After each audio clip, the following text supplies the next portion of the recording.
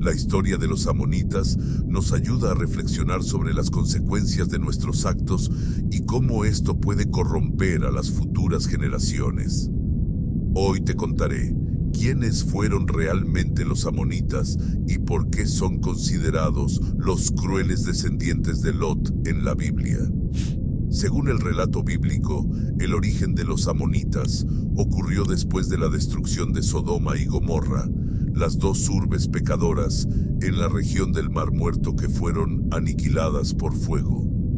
El patriarca bíblico Abraham tenía un sobrino llamado Lot, quien vivió en Sodoma. Sin embargo, logró escapar a las colinas con sus hijas cuando la ciudad fue destruida, y se refugiaron en una cueva en la montaña, pues temían vivir en Zoar.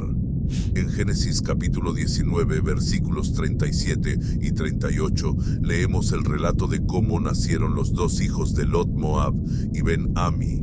Los amonitas son llamados así por ser descendientes de Ben-Ami, resultado de la relación incestuosa entre Lot y su hija menor. Por otra parte, los moabitas surgieron de la relación de Lot con su hija mayor. Es así que nació Ben-Ami, cuyo significado del hebreo es hijo de mi pueblo. Se convirtió en el padre de los amonitas, cuyo pueblo estaba estrechamente vinculado con los israelitas, debido a que Lot era sobrino de Abraham. A pesar de esto, mantenían una relación complicada y adversa con Israel, y solían ser considerados sus enemigos. Ahora bien, los amonitas se convirtieron en un pueblo nómada que habitó en la región de la actual Jordania. Incluso la capital de Jordania, Amán, refleja el nombre de esta antigua nación. Después de la salida de Egipto, la Biblia dice que Israel recibió órdenes divinas de tratar a los amonitas con misericordia. En Deuteronomio capítulo 2, versículos 18 y 19, el texto bíblico dice: están a punto de pasar por el territorio de Moab, por la región de Ar, y se acercarán a la frontera de los amonitas. No sean hostiles con ellos, porque no les daré parte de la tierra de los amonitas, ya que la he entregado a los descendientes de Lot. Los amonitas ocuparon el territorio de los Refait, a quienes habían llamado así, ubicado al noreste de Moab, que se encontraba entre los ríos Arnón y Jaboc. Los amonitas y los moabitas eran pueblos hermanos, ya que Moab era otro hijo de Lot.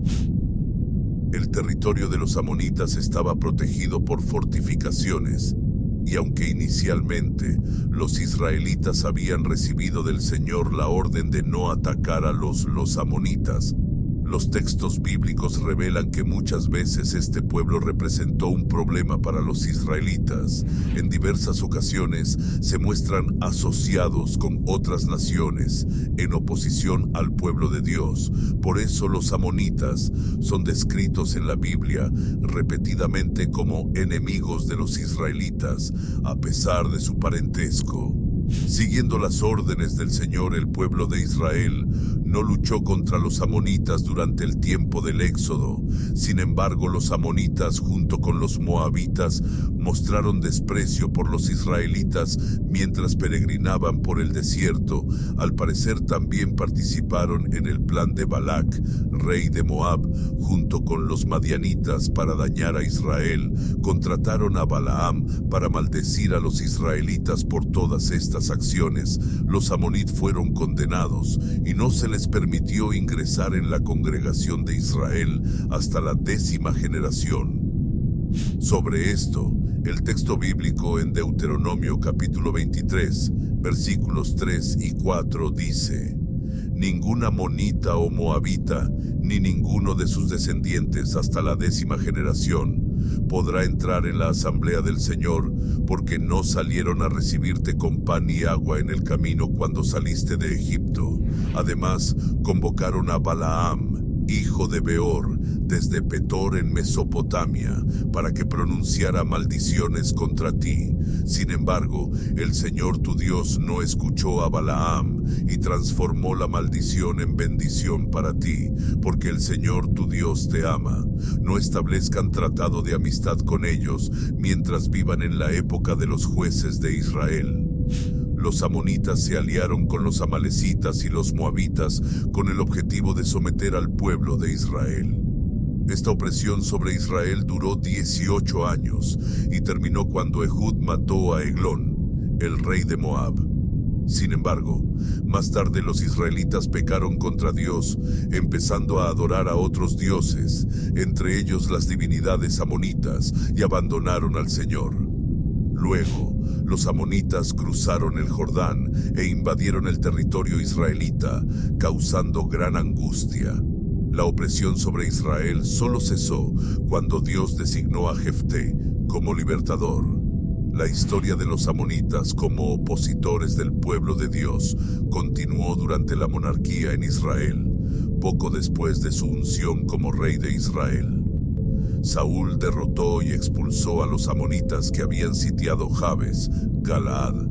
Tiempo después, Nahás, rey de los amonitas, también es mencionado en la Biblia como cercano a David de manera diplomática. Es posible que esta amistad haya surgido durante el periodo en que David huía del rey Saúl. Sin embargo, tras la muerte de Nahás, su hijo Hanún tomó el poder. Rechazó la bondad de David, insultó a sus siervos y declaró la guerra a los israelitas, reclutando miles de guerreros sirios.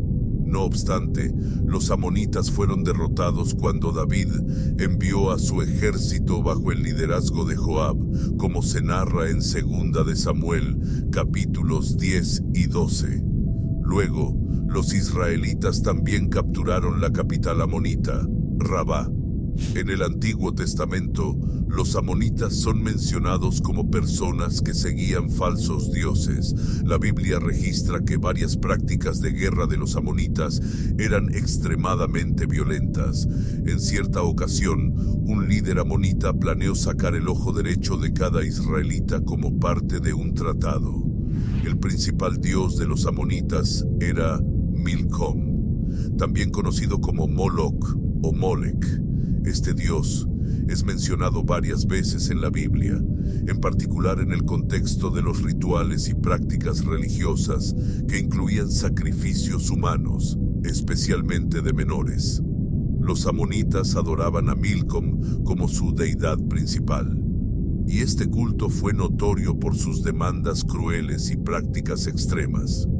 Por esta razón, a los israelitas no se les permitía casarse con amonitas. Sin embargo, en el libro de Primero Reyes, capítulo 11, se narra que el rey Salomón se involucró con mujeres amonitas. Una de ellas, llamada Naamá, fue madre de su hijo Roboam, descendiente al trono de Israel. La participación de Salomón con mujeres extranjeras, incluyendo a las amonitas, fue perniciosa. Para complacerlas, empezó a adorar a dioses falsos, incluyendo a Milcom, la deidad nacional de los amonitas.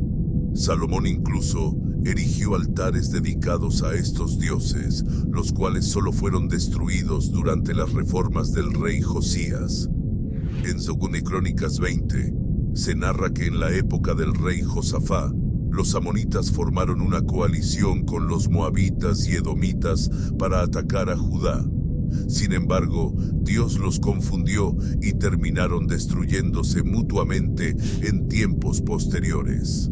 Salomón incluso erigió altares dedicados a estos dioses, los cuales solo fueron destruidos durante las reformas del rey Josías. En 2 Crónicas 20 se narra que en la época del rey Josafá, los amonitas formaron una coalición con los moabitas y edomitas para atacar a Judá. Sin embargo, Dios los confundió y terminaron destruyéndose mutuamente en tiempos posteriores. Aquí está lo que dice la Biblia en Ezequiel 25 versículos del 2 al 7.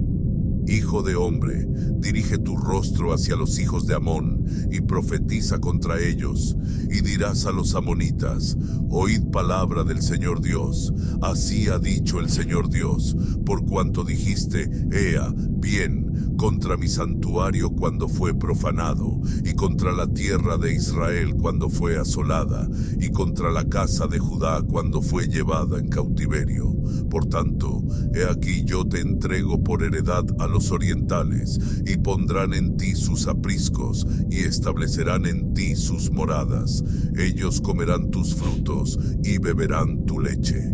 Y convertiré a Rabá en cama de camellos, y a los hijos de Amón en majada de ovejas, y sabréis que yo soy el Señor. Porque así ha dicho el Señor Dios: por cuanto batiste tus manos, y pateaste con tus pies, y te gozaste en tu alma con todo tu despecho contra la tierra de Israel. Por eso, he aquí yo extenderé mi mano contra ti, y te entregaré a las naciones para ser saqueado, y te cortaré de entre los pueblos, y te destruiré de entre las tierras, te consumiré, y sabrás que yo soy el Señor. Los amonitas fueron derrotados junto con muchas otras naciones por el rey Nabucodonosor de Babilonia en el siglo VII a.C. Como otras naciones conquistadas, los amonitas se convirtieron en vasallos del rey babilónico. Incluso después del periodo del cautiverio babilónico, los amonitas continuaron siendo un problema para los judíos.